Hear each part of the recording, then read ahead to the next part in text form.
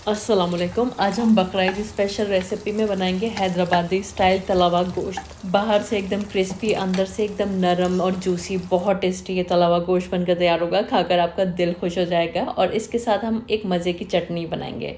चलिए शुरू करते हैं इसको बनाना। सबसे पहले मैंने यहाँ पर आधा किलोग्राम मटन के बोनलेस पीसेस लिए हुए हैं, 1 से 1.5 इंच के मैंने मटन लिया है, लेकिन आप अपनी पसंद का कोई भी मीट ले सकते हैं। रेड मीट में ये ज़्यादा अच्छा बनता है। अब आधा टीस्पून इसमें नमक डालेंगे और आधा टीस्पून के करीब लाल मिर्च का पाउडर, 1/3 टीस्पून के करीब हल्दी डाल देंगे और 1 टीस्पून लहसुन और अदरक का पेस्ट डाल देंगे। अब गलावट के लिए 2 टेबल स्पून इसमें कच्चे पपीते का पेस्ट उसके हरे छिलके के साथ में डाल देंगे, लेकिन आप बगैर कच्चे पपीते के भी इसको बना सकते हैं। मैं आगे आपको वीडियो में बता दूंगी किस तरह बनाना है। और 2 चम्मच इसमें तेल डालकर खूब अच्छे से मिक्सिंग कर देंगे और अब इसको मैरिनेशन के लिए रख देंगे। क्योंकि कच्चा पपीता लगा है, कम से कम 2 घंटे रख दीजिएगा, या फिर ओवरनाइट रखेंगे तो बेस्ट रहेगा। फ्रिज के अंदर रख दीजिएगा अगर ओवरनाइट रख रहे हैं। अब जब आप इसको अच्छी तरह मैरिनेट कर लें, एक पैन के अंदर इसको ट्रांसफ़र कर दें और साथ ही में इसमें पानी डाल दें। तो पानी तकरीबन 1.5 से 2 कप इसमें डाल दीजिएगा। 400 से 500 ml तक इसमें पानी डाल देंगे, क्योंकि इस पानी के साथ हमें इसको गलाना है। अब क्योंकि कच्चा पपीता लगा हुआ है, ये आधे घंटे में बहुत आसानी से गल जाएगा। लेकिन अगर आपने कच्चा पपीता नहीं लगाया है तो आपको तकरीबन 1 घंटा पकाना होगा, या फिर आप इसको प्रेशर कुकर में 10-12 मिनट के लिए कुक कर सकते हैं। तो बगैर कच्चे पपीते के भी ये अच्छा बनता है, लेकिन कच्चे पपीते से गलावट अच्छी आ जाती है। तकरीबन 30 से 35 मिनट मैंने एकदम लो फ्लेम पर इसको पकाया था। अब गैस की फ्लेम को हाई कर देंगे और इसका सारा पानी हमें ड्राई कर लेना है। लेकिन पहले चेक कर लेते हैं हमारा मीट गला है या नहीं। ये देखिए परफेक्टली कुक है। तो हाई फ्लेम करके इसका सारा पानी ड्राई कर लेना है, आपको एकदम सुखा लेना है। चलिए, जब तक इसका पानी अच्छी तरह से ड्राई हो रहा है, हमें इसकी चटनी तैयार कर लेनी है। 1 मुट्ठी हरा धनिया ले लेंगे और साथ में थोड़े से पुदीने के पत्ते भी डाल देंगे, 6 से 7, लेकिन ये ऑप्शनल है। पुदीने के पत्ते स्किप कर सकते हैं आप। 2 चम्मच के करीब प्याज डाल देंगे, एक छोटी सी प्याज ले लीजिएगा। और इसी के साथ अब हम इसमें डाल देंगे हरी मिर्च। तो टेस्ट के हिसाब से आपको हरी मिर्च रखनी है। मैंने 3-4 डाली हैं, आपको जितना तीखा रखना है उस हिसाब से आप हरी मिर्च डाल सकते हैं। और 2 से 3 लहसुन के इसमें क्लोव्स डाल देंगे और इसको ग्राइंड करने के लिए 2 चम्मच इसमें दही डालेंगे और नमक डाल देंगे तकरीबन आधा टीस्पून डाल देंगे चाट मसाला, 1 टीस्पून कुटी हुई लाल मिर्च डाल देंगे और इसको ग्राइंड कर लेते हैं। पानी डालने की ज़रूरत नहीं है, दही में ये आसानी से पिस जाएगा। अगर ज़रूरत हो तो थोड़ा सा पानी डाल लीजिएगा। दही से आपकी चटनी भी हरी बनी रहेगी और टेस्ट भी अच्छा आता है। लेकिन दही की जगह आप नींबू का भी इस्तेमाल कर सकते हैं, नींबू के रस का। चलिए, यहाँ पर हमारी चटनी तैयार हो गई। तो तले हुए गोश्त के साथ आप चाहें तो ये चटनी बना लें, टेस्ट और बढ़ जाता है। किसी भी नॉनवेज डिश के साथ ये अच्छी लगती है, वेजिटेरियन के साथ भी आप इसको बना सकते हैं।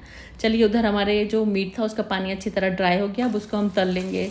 तकरीबन 1/4 कप मैंने यहाँ पर तेल को गर्म किया है। अब जो हमारा मीट है ना, जो कि हमने अच्छी तरह से ड्राई कर लिया है हाई फ्लेम पर, वो हमें इसमें शामिल कर देना है। मीडियम फ्लेम पर हम यहाँ पर मीट को फ्राई कर लेंगे। मीडियम फ्लेम रखनी है, आंच को तेज़ रखेंगे तो आपका मसाला जल जाएगा। हमें यहाँ पर गोश्त को तल लेना है, क्योंकि हम तला हुआ गोश्त बना रहे हैं। तो एकदम बढ़िया से इसको तलेंगे। ज़्यादा तेल डालेंगे तो ये अच्छे से तलेगा। बाद में हम क्या करेंगे, तेल को कम कर लेंगे जब हमारा गोश्त अच्छी तरह तल जाएगा। तो ये जो भी एक्स्ट्रा तेल है आप निकाल लीजिए। किसी भी डिश के अंदर जो भी मीट की आप डिश बना रहे हैं उसमें आप इसका इस्तेमाल कर सकते हैं। इसलिए बस फ्राई करते टाइम ध्यान रखिएगा आपकी आँच ना ज़्यादा तेज़ ना हो, वरना आपका मसाला जल जाएगा और इस तेल का भी टेस्ट ख़राब हो जाएगा। तो ये देखिए, यहाँ पर बिल्कुल भी मसाला हमारा जला नहीं है और अच्छे से गोश्त जो है ना वो तल गया है। तला हुआ गोश्त यहाँ पर हमारा ऑलमोस्ट तैयार है। लेकिन अब हम इसमें कुछ मसाले शामिल करेंगे। जब अच्छा सा गोल्डन कलर आ जाए ना, उसके बाद हम इसमें मसाले डालेंगे। यहाँ पर अच्छे से गोल्डन कलर आ गया तो अब मैंने इसमें आधा टीस्पून कश्मीरी लाल मिर्च का पाउडर डाला है। क्योंकि ऑलरेडी मैं लाल मिर्च का पाउडर डाल चुकी हूँ, इसलिए मैंने और ज़्यादा इसको तीखा नहीं रखा है। आप अपने हिसाब से रख सकते हैं। 1/4 टीस्पून डाल देंगे काली मिर्च का पाउडर। आप चाहें तो थोड़ा सा इसमें चाट मसाला भी डाल सकते हैं इस टाइम पर, 1/4 टीस्पून के करीब। ये मसाला डालकर भी मीडियम आंच पर हम इसको 1.5 से 2 मिनट के लिए अच्छी तरह से तल लेंगे, जिससे कि ये जो मसाले हमने बाद में शामिल किए हैं वो गोश्त के अंदर अच्छी तरह से जज्ब हो जाएंगे। तो 2-3 मिनट मीडियम फ्लेम पर खूब अच्छे से इसको तल लेंगे। जब गोश्त अच्छी तरह से तल जाएगा, हम इसमें डाल देंगे करी पत्ते। इस टाइम पर गैस की फ्लेम मैंने धीमी कर दी है और थोड़ा सा करी पत्ते डालकर भी हम इसको फ्राई कर लेंगे। क्योंकि तला गोश्त बना रहे हैं तो तलने का प्रोसेस इसमें अच्छे से करेंगे, लेकिन मीडियम फ्लेम पर ही करेंगे। बहुत तेज़ आंच पर आपको ये काम नहीं करना है। और जब आपका करी पत्ते के साथ भी 1.5-2 मिनट ये फ्राई हो जाए, थोड़े से इसमें हरे धनिया के पत्ते डाल लीजिएगा और हरी मिर्च डाल लीजिएगा टेस्ट के हिसाब से। लास्ट में नींबू का रस डालना मत भूलिएगा। 1 टीस्पून के करीब इसमें नींबू का रस डाल देंगे और एकदम लो फ्लेम पर इसको 2-3 मिनट और पका लेंगे। और क्योंकि हमने तला हुआ गोश्त बनाया है तो पूरे प्रोसेस में आपको गोश्त को अच्छी तरह से तल लेना है। बाहर से ये एकदम क्रिस्पी होना चाहिए, अंदर से सॉफ्ट और जूसी होना चाहिए। तो यहाँ पर आप देख सकते हैं गोश्त खूब अच्छे से तल चुका है और हमारा तला हुआ गोश्त बनकर तैयार है। बहुत ही परफेक्ट चटपटा, बाहर से क्रिस्पी और अंदर से सॉफ्ट और जूसी हमारा तला हुआ गोश्त बनकर तैयार हुआ है। बहुत टेस्टी बनाइए, एक बार आप बनाकर देखिए, आप इसके टेस्ट के दीवाने हो जाएंगे। तो आने वाली बकरीद के लिए एक बेहतरीन रेसिपी है, अभी से आप इसको सेव कर लीजिए, बहुत काम आएगी आपके।